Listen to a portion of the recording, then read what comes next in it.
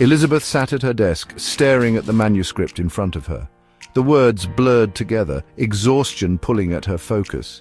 She had promised herself she would finish her book by the end of the year, but here she was, 3 months in and barely past the first chapter.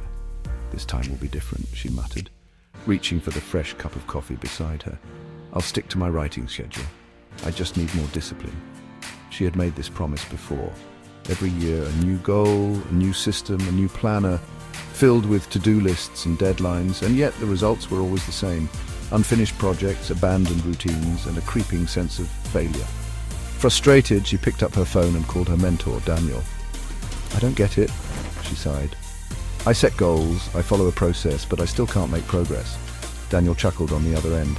"Elizabeth, you're focusing on outcomes and processes, but have you ever thought about your identity?" "My identity," she frowned. "What does that have to do with finishing my book?" "Everything," he said. "Right now, you see yourself as someone trying to write a book. That's different from seeing yourself as an author." She was silent, letting his words sink in. "Think of it this way," he continued. 2 people are offered a cigarette. One says, "No thanks, I'm trying to quit."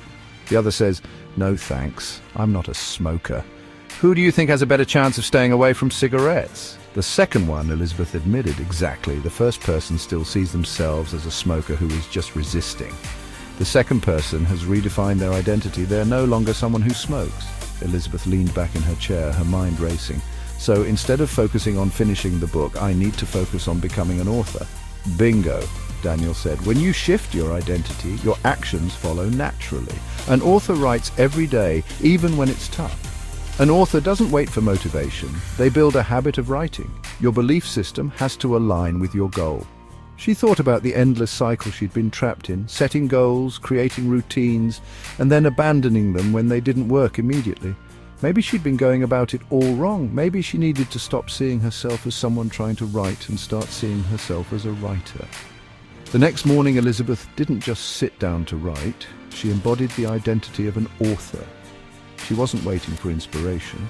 She was doing what authors do, writing, editing, and improving her craft. The words still didn't come easily, but something felt different.